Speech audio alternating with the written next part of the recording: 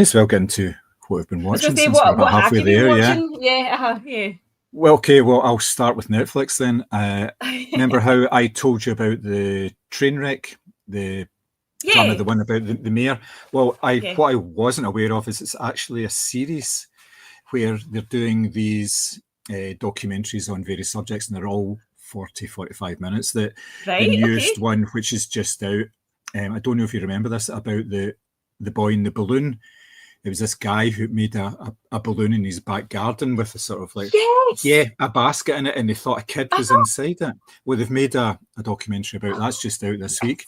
But the one I watched was called The Poop Cruise, which was, I know. Yeah, it's exactly what it sounds like. It's this big cruise liner where the engine room went on fire about 2 days into the cruise, and it was in the Gulf of Mexico. And basically all the electrics went out at 6 o'clock in the morning, and everybody had to get out of bed and go up onto the deck and all that. And they said, don't worry, we'll get it sorted. It'll get sorted out in a couple of hours. Everything will be fine.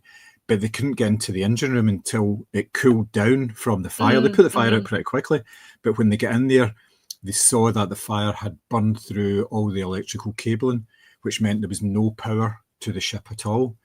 So you think that's bad enough because you don't have air conditioning or anything. You don't have aircon. You don't have lights. You don't have, heating wasn't a problem in this case, but obviously there's no facilities for cooking or anything like that, refrigeration. But the worst of it was, because they're all in cabins, all of the sanitary units in the cabins ran on electricity because it relied on pumps to pump water through the system. It wouldn't work, so therefore toilets stopped working, and they had to come up with the system of what are we going to do. So it was like, you can go and pee in the shower, that's fine. If you wanted to do a number two, they all called it a number two. They were giving out these red bags, these hazardous waste bags to everybody, and you were having to get in a bag. Do the big job in a bag. Oh my god, that's horrendous. So it's all these people, it's they're interviewing people who were on the cruise, some of the people who were actually working on the cruise, which was a fucking nightmare for them. Oh, I imagine, Also the people who were there, those women who were on a bachelorette party, and they just wanted to, have a good time and all that. And halfway through this, they decided, well, we're going to have to, people were getting really restless, and because it was going on for days and days, and because we were in the middle, they were having to get a tow coming from, I think it was Mexico, they were going to tow them back to. So it was going to take a day or so for this tow to actually come out and get them. So they opened the bar and just made it a free bar for everybody. And the people were there saying, free bar, this is brilliant, it's really good. The three women they were talking to, they were going, yeah, brilliant. And it just turned into a complete nightmare because people were getting absolutely pissed. They were having sex on deck. They were fighting, all sorts of stuff. It was just crazy, absolutely and of course, crazy. Surely that much drinking's going to make you spew, and where do you spew? Exactly, yeah. So eventually they got a tow, and they were started to get taken back to port. And at this point, they were having to go back to the US because the boat had drifted, and it was drifting northward, so it wasn't going to get to him. So they had to take it back to the US. And of course, as soon as they started towing it, the weather changed and it became rougher. And this was basically an unsteerable boat. So it was rocking. And when things rock, things move, as in all the piss that's in the shower. Oh, no. It started flooding some of the decks with this stuff. It was just, it was my horrendous. God, that's awful. And honestly, I get wanting to placate people and be like, we'll give you a few drinks, but a free bar, that was only ever going to end in disaster. Never mind the fact that you can't go to the toilet. That was a crazy one. You're kind of going, no, you don't do that. You can't. But it's a good watch. And again, it's done in the same way as the other train wreck one. Yeah. It's very short. It's 45 minutes. They're cramming all this into 45 minutes. So it was an interesting watch, to say the least. So that was a good thing. I went back and started watching a couple of things. Actually, I didn't realise how long it had been. It was actually pre-pandemic. I was watching a couple of things that I never went back to. I went back and watched The Good Place, which is Kristen Bell led drama with like Ted Danson and various other people in it. And I'd watched about 2.5 seasons of that. It's on Netflix, and I went back and started watching that again, and it's really good. It's so funny, and it's very sort of arch. It's very clever in the way that they do it. I don't know. I've got no idea. I think I just probably watched too much of it at the time. So I wasn't watching it on a week-to-week basis when it came out, so I kind of binged it, and I got a bit fed up with it, I think, more than anything else. So, but yes, I was pleased with that. And then I also started watching the Santa Clarita Diet. Don't know if you've seen it on Netflix. That looks good. Yeah. It's Timothy Olyphant and Drew Barrymore.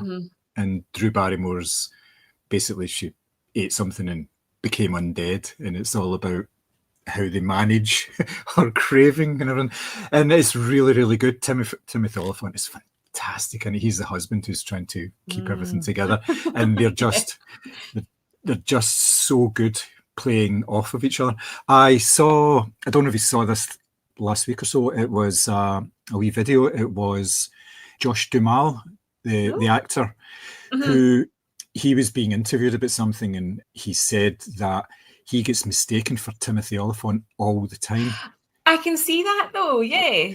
Yep, and it was everything, the people were saying, I loved you in Deadwood and things like that, and he was like, it wasn't me. I wasn't in that program.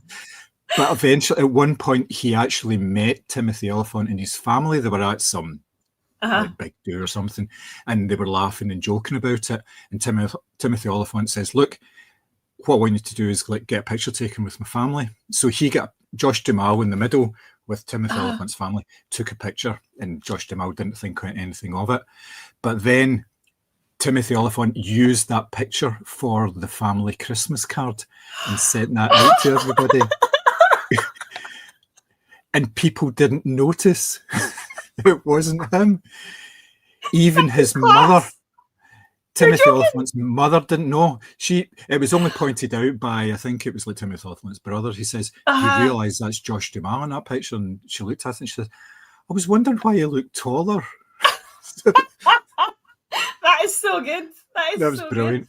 Good. Yeah, it was excellent. I was really kind of chucklesome as well, the way they obviously engineered all that as well. So I've started watching Curb Your Enthusiasm again as well. Another one that I think it was on Channel 4 and we were watching it then, and then it just switched to Sky. It's all on Sky Comedy, so started watching that again and watched a couple episodes of that last night, which was really funny. Really, he's just a horrible, horrible guy. In the episode that I saw, he gets a sandwich named after him, but he doesn't like what the ingredients of the sandwich, so he tries to swap it with somebody else, and it's the whole thing about that. So yeah, that was excellent.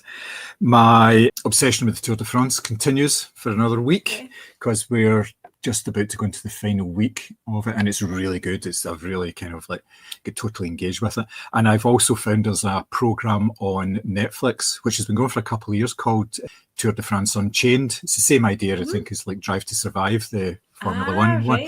So it's behind the scenes actually at a Tour de France, and it's 2022 was the first one that they did it, and they basically get access to all the principal teams, all the team leaders. They got footage from the actual races as well, and they were speaking. It was full cooperation of Tour de France, and it's really good because it's done in such a way. I would imagine, I haven't seen the Formula One, but it's like a docudrama.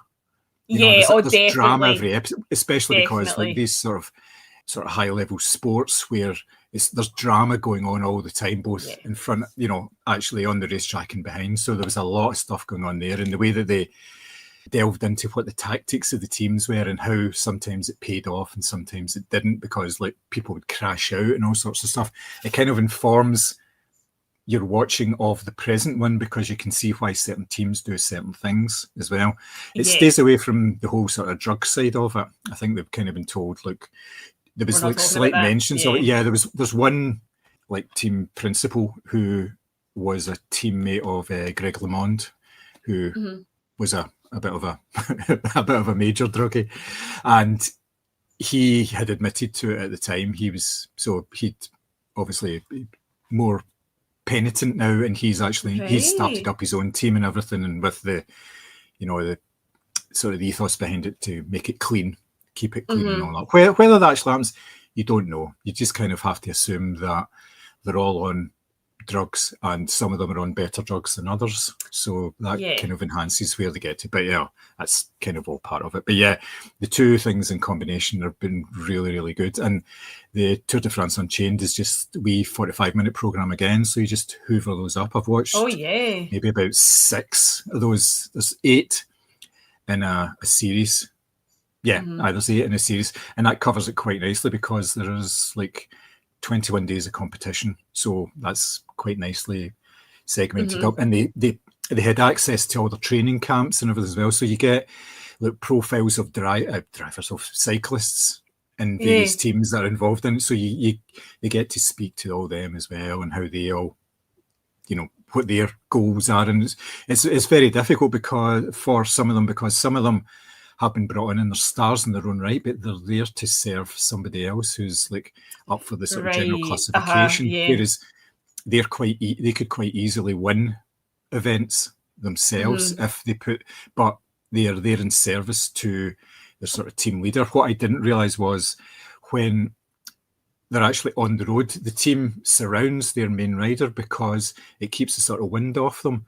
And it means their performance, they're saving up to 40% of their energy by not having to constantly fight against this wind. They've almost got this shield around them. So that's what they try and do. They try and keep their main rider sort of safe and preserving his energy towards the end of the race and all that. So there's all these wee things that you kind of talk about and go into, and you're thinking, it's all tactics, and it's obviously big business as well, because they're saying it's just, these teams don't generate any income. It's all done by sponsorship. So they've got all these, like one of the teams is sponsored by Alpecin, the caffeine shampoo people. So, and that's the kind of thing, they're sponsored by like supermarkets, or like Sky sponsored a team for years as well. And then the fallout from Sky being in charge of a team is still going on in terms of drug investigations. I was going to say, that does seem like a bit of a conflict of interest as well. That would be like Channel 4 sponsoring one of the Formula 1 teams. Like, it wouldn't sit right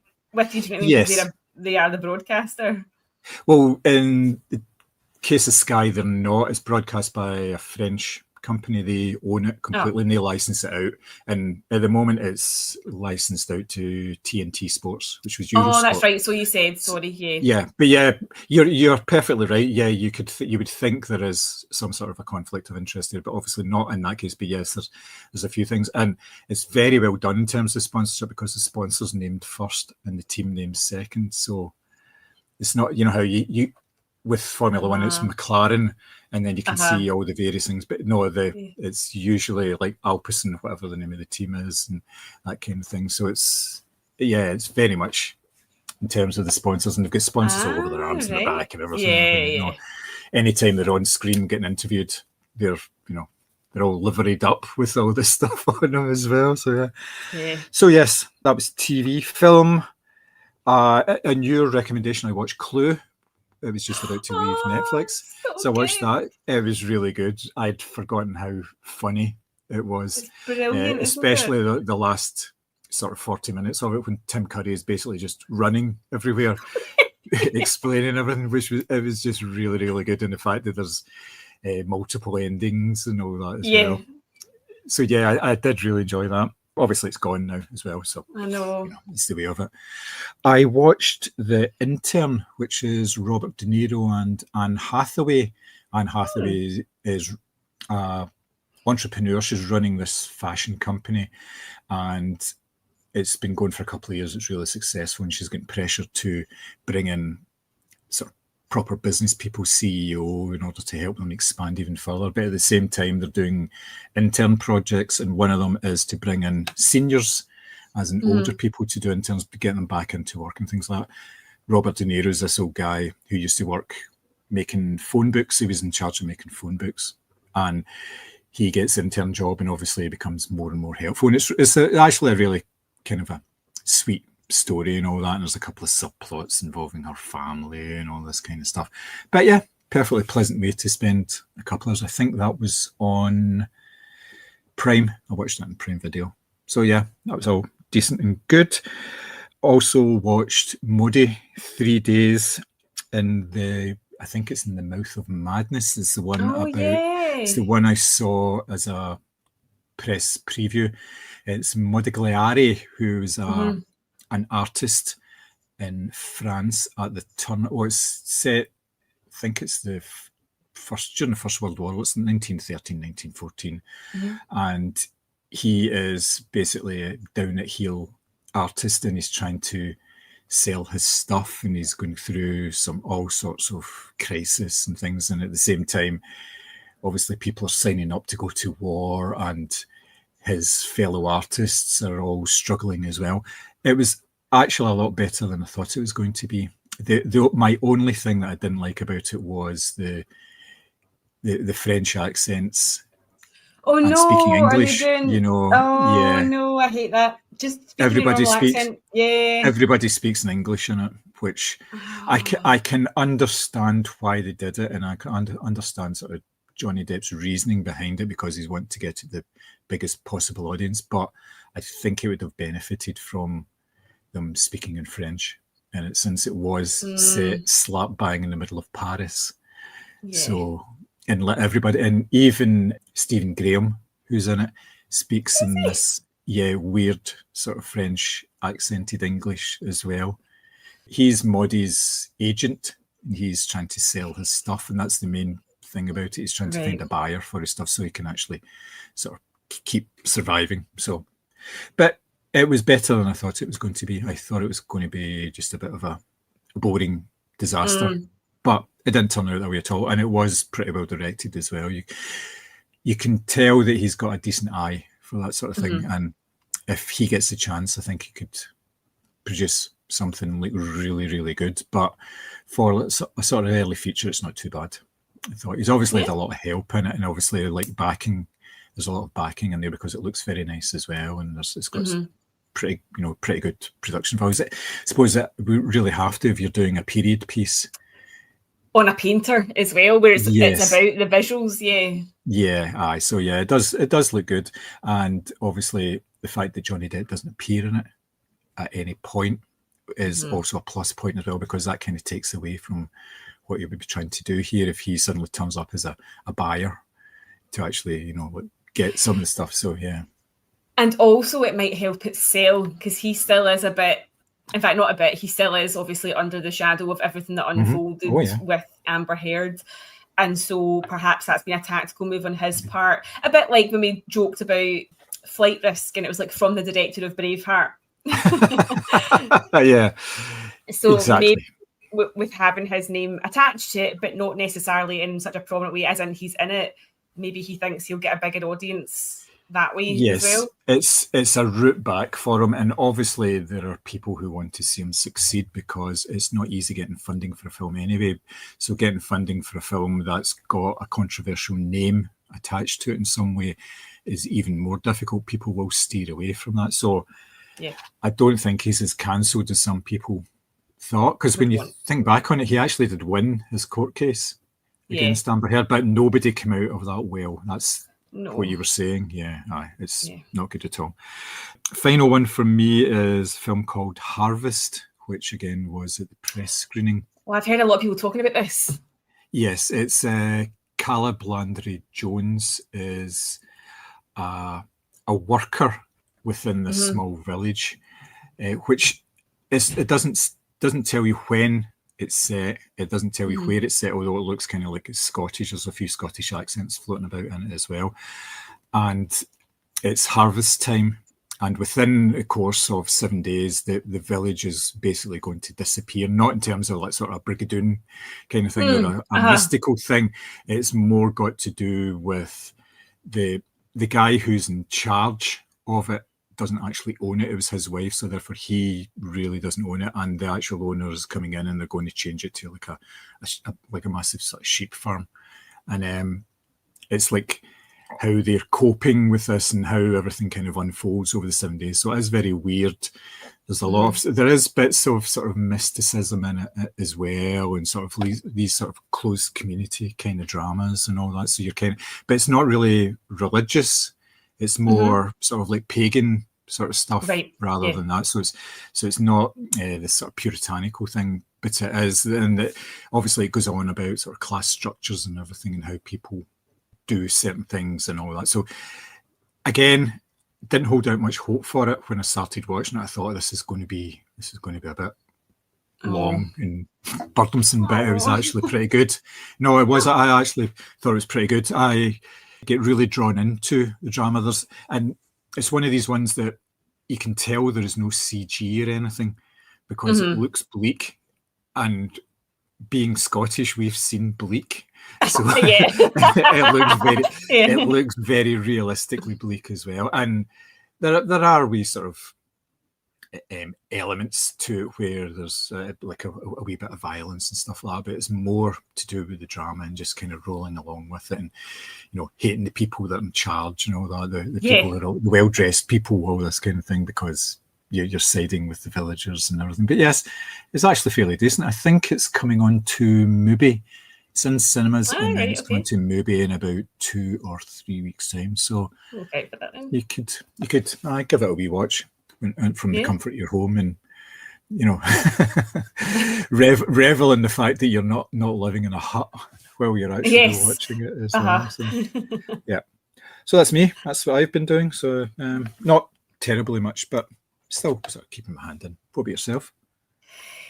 So I have been a bit of a Netflix binge, actually. So I watched Under the Shadow, which I'd never seen before. So that's the kind of like supernatural horror set during the Iran-Iraq war.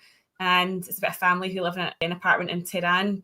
And the daughter of the family, who's a young girl, she's convinced that it's jinn, like DJINN, that are affecting the flat and not like bombs. So you're kind of wondering, like, there is quite a few parts of the film where you're wondering, like, is this a ghost, or is this, you know, is this like just the effects of war? And there's a couple of scenes where my soul exited my body. There was a couple of really good jump scares in there, but it's also just quite an interesting perspective on how obviously like young children perceive war and everything around them. Because it's the dad of the family, he gets like essentially the equivalent of like national service. He gets sent to the front line, so it's just the mum and the daughter, and their relationship isn't really great because she's not particularly maternal, and also they've not really been adhering to the regime. So the mum often forgets to like cover her head. You know, when she goes outside, she has a video player and she watches Jane Fonda workouts, and that's like obviously not allowed because it's Western. And so it's about how she doesn't accept the regime change because she's also lost her place at medical school as a result of it as well. So there's a lot of sort of like unresolved emotions there as well. She doesn't want to be a stay-at-home mum. So it was a really, really good like sort of meditation, I guess, on what it's like to be in a war zone, but also they've added in this sort of supernatural element as well. So it does feel like a sort of good kind of old-fashioned ghost story. So that was really, really good. And I think it was generally only about 90 minutes. It completely flew in. It was so good. I also watched Infinity Pool because that's leaving Netflix at the end of this month. So that is absolutely not the film I thought it was going to be, but it completely blew me away. Like, it is so... Have you seen it? No, I've not seen it. No. So I recognise the name, but I couldn't tell you who was in it. Alexander Skarsgård and Mia Goth, and it's a kind of body horror thing. So basically, he's a struggling writer, and him and his wife go to this super luxury resort in a made-up island, and they're basically told you can't go outside because, you know, the people are really poor, you would get robbed, it would be really bad for you, you have to stay in the resort. But Mia Goth and her husband, who's a much older man, convince them that they can, we'll just take you to a beach that we know, and like you'll be safe with us. You know, we holidayed in this island every year for 9 years, so you'll be really safe. And on their way home, they're all obviously steaming. Alexander Skarsgård's driving, and he runs over somebody and kills him. But they say don't phone the police because the police here are obviously very brutal. It's a very poor country. They would shoot you. They would take your money. You would never, you would basically never get out of jail. But once he gets taken to, so somebody does phone the police on him, and once he does get taken to prison, you're given an option. So you can either pay a lot of money and they'll clone you, and the family of the deceased get to kill your clone, and they think that obviously justice has been served, or you yourself can die and you don't have to pay anything. So obviously he takes the clone option, and from there it's just wild. Like, it's basically this group of rich people who know that they can get away with whatever the fuck they want to do because they can pay the money, have their clone get killed, and they can run riot on this island doing basically all this, like, drugs, orgies, you know, killing people, beating people up. It is basically a meditation on, like, the ego and how far, like, you're willing to sort of, I don't know, like, not literally, but like metaphorically castrate yourself in order to be accepted in this sort of like high society. It's so good. And I think it's still on Netflix for like 5 more days. So I would urge you to seek it out because it's very, very good. Chris and I were watching it and we were just sitting there like, so many times because it's just, you couldn't believe what was happening and you genuinely weren't sure if you were seeing a double or not. So yeah, that sounds really good. It's the kind of thing we've seen a few times before where like the super rich in these dramas are looking for the thrill, the next big thrill that only the super rich can actually afford. And that sounds excellent. Yeah, I think I'm going to give that a watch. It's so worth watching. I feel like it'd be right up your street. The next thing I watched was Happy as Lazaro because I've been wanting to watch this for a long time and it came up on YouTube Movies. It's like £2 or something to rent it. That was a brilliant film. So it starts off and you think it's set in like the 1800s in some rural village in Italy where they're tobacco farmers in debt to the marquise in the area. So they're constantly farming. They have one light bulb because it starts off with, can I get a shot of the light bulb in the room? So they're all living like 15 to a bed. It's so poor. And you actually realise that this village has been cut off by floods and it's actually the 1990s and the Marquise has basically kept them in servitude by not allowing them any access to like television, radio. She's kept them in debt. They don't know what year it is. They don't understand that they've been cut off from the rest of the world.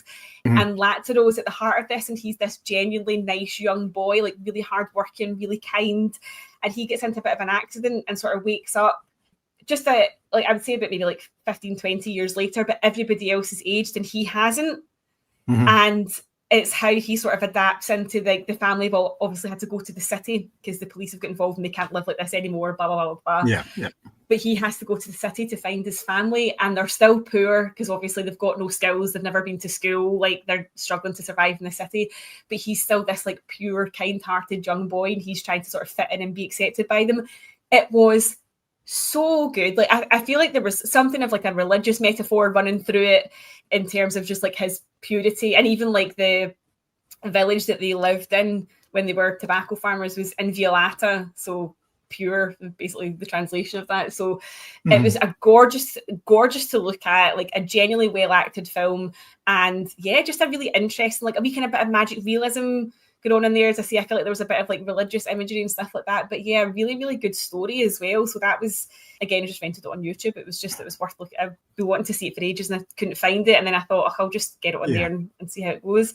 So I watched that. I watched A Woman's Secret on BBC iPlayer. I thought it was going to be like a film noir thing. It was Maureen O'Hara and Gloria Graham, and Gloria Graham's the sort of like protege of Maureen O'Hara. She's a singer. And the film opens with what you think is Maureen O'Hara shooting her, and she confesses to it straight away. But then you get this whole story told in flashback of like their sort of career to date together, and obviously you realise it hasn't been a shooting; it's been like a sort of like an attempted suicide. It wasn't as good as what I hoped. It was that kind of like fast talking, everyone's a dame and everything's swell kind of thing, but it was a wee bit more towards, I suppose you would call like a sort of like melodrama at times. It wasn't really like sort of grounded in the sort of gritty, so it wasn't quite what I was looking for, but it was on iPlayer and a couple of good names in it, so I thought it was, worth watching. And the last film I watched, because I was in a Fincher mood yesterday, was I watched Zodiac. So I have attempted to watch this film twice before, and both times I've fallen asleep, which is no reflection on the film itself. It's just that I've been tired. So last night I sat and watched it. I think I was expecting another Seven, and tonally it's quite different to that. Like there's moments where it's almost like sort of comedy and lighthearted and kind of montagey.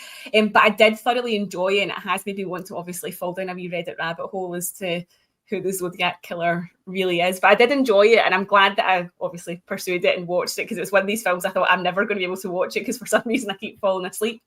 But it was really good, and good performances in it. as well. Like Jake Gyllenhaal and Robert Downey Jr. and Mark Ruffalo obviously are really, really good in it. And there's a couple of moments that genuinely made my skin crawl as well. And I was just like, oh fuck, get out that house, or you know, don't do this, or you know, don't look at that guy, or whatever. Or like it's very, very active, as you would expect from a Fincher film, because obviously he is a perfectionist and quite meticulous in everything that he does. So that was filmed. I got a short film on BBC iPlayer called Govan Fair Queen, which is written and directed by Paul Black, the comedian, literally only 10 minutes long, and it's about Elaine C. Smith putting her granddaughter up to become the Govan Fair Queen. And she's got like these sort of like local rivalries with like other mums and grannies and stuff like that. One of the moments which did make me absolutely pish myself was there was a girl called, her name was Brooklyn, and her sisters were called like our sisters were called the Bronx and Harlem, obviously because their mom loved New York, and they all had to do a talent. And that wee lassie got on stage in a bowler hat and orange sash and played a big drum. That was her talent for the Govan Fair. And I swear to God, I was pissing myself laughing. It was so, so funny the way they did it. It was really, really good. So that's, I say, just a wee 10-minute short that's on BBC iPlayer. And in terms of TV, the only thing I've watched is Amy Bradley is Missing, which is a 3-part true crime thing on Netflix. So it's about this young woman who was on a family cruise. They were all in the same room and she disappeared from the room. And there's been like what seems to be legitimate sightings of her over the years. Like she's reached out to people for help and they still don't know what's happened to her or where she is or if these sightings are genuine or not. So literally about 25, 30 years later, they do not know what's happened to this girl, if she fell overboard, if she was taken, if she went of her own volition, but she's ended up in a bad way. Like it was very, very, again, I read it rabbit hole, fell after that because you were just like, well, I'm going to solve this case. Like it was very, very bizarre and 3 45-minute episodes. So you just fly through it as well. So that was good. And in terms of books, we were talking about Philip Kerr. Obviously, I've started reading the Simon Scarrow World War II detective novels. So Dead of Night, I read that this week. That was good. And I also read Han Kang's Human Acts, which is set during the 1980 student uprising in South Korea. And that, to be honest with you, devastated me on a level I was not anticipating. It's not a very long book, however, it is completely harrowing. And I felt like I had to take a breather for a couple of days after it because it is grim. So yeah, that's everything from me. So it has actually been quite a wee busy week. Yeah, some really interesting movies. Yeah, some really good stuff in there. I'm going to give a few of them a watch. I actually have a copy of Zodiac on Blu-ray, and I've never actually watched the film. I've never watched it. It's still sitting. Oh, have you not? It's one of these ones I look at and go, that's about 2.5 hours. It is long enough. You know, that's the kind of thing, unfortunately, I look at sometimes. I was well known for not being able to get through Apocalypse Now. I'd watched that maybe 4 or 5 times and always fell asleep within the first 4. I never knew what the second half of the film actually happened, because I used to put it on like at 11 o'clock at night and fall asleep when I was watching it, you know, because it always seems like a good idea at the time, doesn't it? Yeah, I think that's what Zodiac was for me. I think I just started it too late, and it's funny because we got to a point last night and I went, oh, this is what I've seen up to. And then anything after that, it was like a brand new film because obviously I hadn't seen it at all. So nice. Anyway, but yes, it's always nice. Yeah. Cool. All right, good stuff.